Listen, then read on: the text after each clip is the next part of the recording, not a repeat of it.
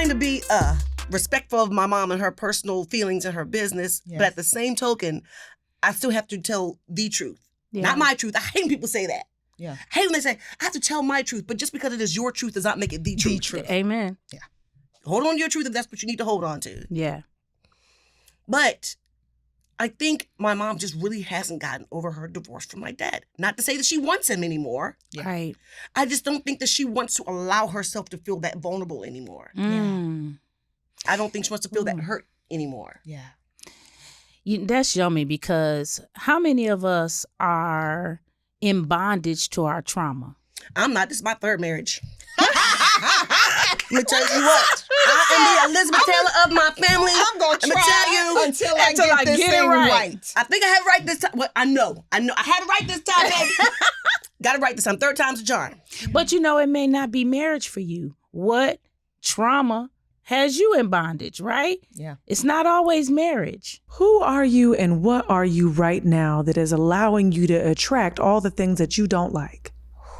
It is always and forever on you. Yeah. Like, I was in a breathwork session the other day. I was in a breathwork session the other day, and it's funny, breathwork will take you somewhere that you didn't think you were going. I'm in a breathwork session the other day, and all of a sudden I see blue water, and I'm like, what is this blue water? Why are we at the beach? And then I'm like, oh, this is the wedding I was supposed to have. I see everything I picked out. I see the chairs. I see the guests. And I'm like, oh, I'd never grieved this. And then I immediately then I go right into this place where I hear myself, this very sarcastic voice. When I'm in meditations and breathwork, I am very sarcastic. So I hear my voice say to me, well, you did it, friend. You did it. You are tough as nails. Nobody can hurt you. But because of that, no one can love you. Oh, yeah. So how does that feel? Yeah. How's that working out for you? And I'm like, and then I'm talking to my therapist, and she's like, don't you come at me with all these men that you've attracted lately that are non-committal that you're chasing. Ooh. You don't want love right now. You are too scared of it. And I'm like, so I've got nothing to victimize. There is no victimization in this. The question always begins with, who are you and what are you right now? And what mentality and story are you living in that is allowing you to attract everything, whether it be money, business, partners, friendships, network, community, all the things that are allowing you to attract the things that you don't want. When you know better, you have the opportunity to do better. Now, we don't always do better when we know better. Don't.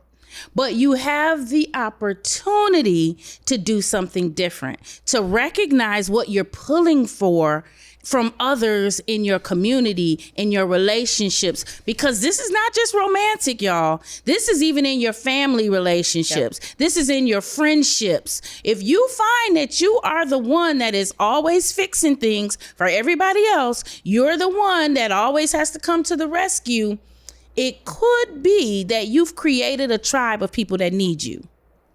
Now, that's the agreement that you have with them. And we talk about negotiated agreements.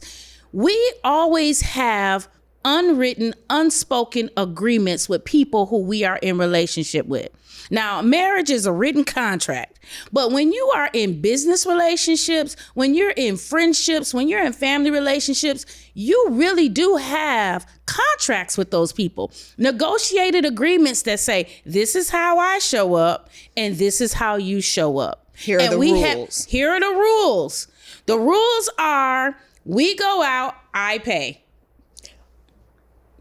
Perfection. That's the rules. So don't get mad when you show up and you got to pay all the time and they never offer to help. In fact, what we hear from the brilliant ones and the caretakers all the time is nobody ever asks them how they're doing. Nobody ever sees them. Even sometimes they'll say their parents will say things like, oh, I don't worry about you. Yeah. You always gonna bounce back. You are always gonna land on your feet. Now, your brothers and sisters, I worry about them. I gotta keep up with them. But you're gonna be all right.